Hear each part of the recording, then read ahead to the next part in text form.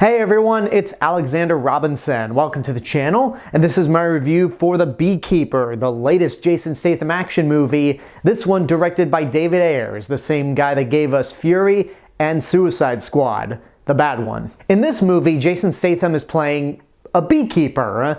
He's taking care of a bee problem at the home of this retired school teacher. She kind of treats him like one of the family. One day, however, the retired school teacher gets scammed and loses all of her money, leading her to commit suicide. And Jason Statham takes this personally because not only is he your standard beekeeper, but he's part of a secret government program called Beekeepers.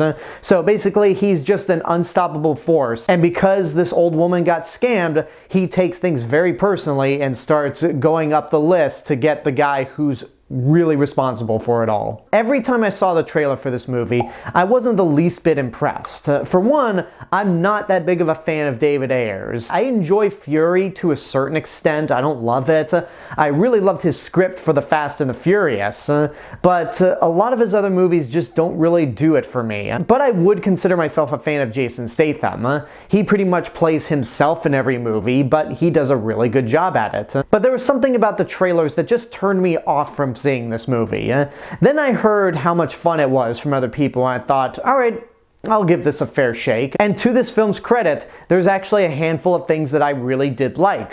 First of all, Jason Statham is just good in these roles to begin with. Like I said earlier, he does play himself in every movie that he's in, but with the exception of Meg 2: The Trench, he manages to be the best parts in some of the worst movies. Even if everything around him is total garbage, he is usually the best part of it. And the reason I singled out Meg 2 as an exception is because you could clearly tell by watching that movie he didn't want to be in it. The action scenes are pretty well shot, well choreographed, and far more brutal than I thought they could ever be. I don't know if there was a red band trailer for this, but there are plenty moments of violence in this film that caught me off guard completely.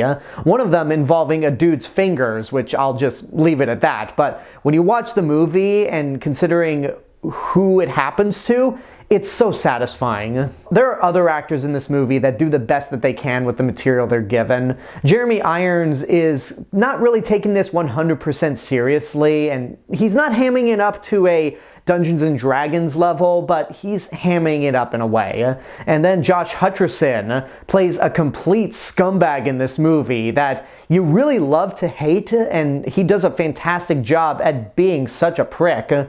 But I didn't feel like he got what he deserved at the end of the day. When you get to the end of the movie and you see what happens to him, you're like, oh, really? That's it? He should have deserved more. Another thing about this movie that I really enjoyed, maybe not for the right reasons, but it was the endless supply of bee puns. Like, it got to a level of Batman and Robin ice puns. Okay, maybe not to the same extent, but it seems like most of Jason Statham's dialogue consists of bee puns, like, I gotta protect the hive, or not to be. I kicked the hornet's nest. Like, there are just so many bee puns, and it even extends to other characters spewing them off. If this movie was made in either the 70s or the 80s, I could imagine the trailers going like, they crossed the wrong beekeeper. They took away the one person that treated him right. So those of you who are on the wrong side of the law, beware.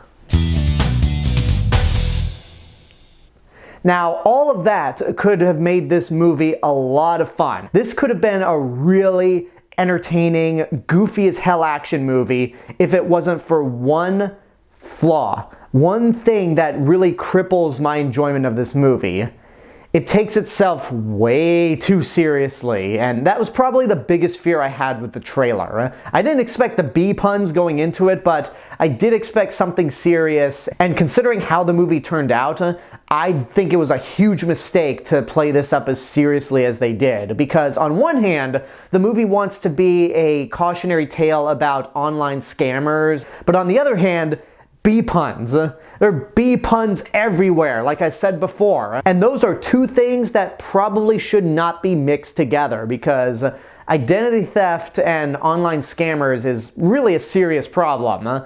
So for this movie to be as goofy as it is at points, it just can't work. And the way the movie's structured, it plays itself way too seriously. So because of all that, I have to say watch at your own risk. It is entertaining, and there's certainly a lot of elements in here to admire. But to go from a scene where a retired school teacher commits suicide because she lost all of her money to another scene where we find out that more members of the Beekeeper organization are dressed like supervillains that just broke out of Arkham Asylum, it just doesn't work. So you might find some enjoyment out of this, but for me, if you're looking for a Jason Statham movie that's a little more goofy, a little more out there and knows it, stick with the Crank films. Those movies are infinitely more entertaining than what we got with the Beekeeper, in my opinion. And there you go, that's my review for the Beekeeper. I hope you enjoyed it, and now I want to know what you guys think about the movie. Whatever your opinions are, let me know in the comments below. Don't forget to like the video, subscribe to the channel, and hit the bell button to get notifications. If you want to follow me elsewhere on YouTube, you can go check out my theme park channel, Alexander Robinson Travel Channel, and follow me on Facebook, Instagram, Letterboxd, Threads. I'll see you guys in the next video, but until then, have a good day, and take care of yourselves.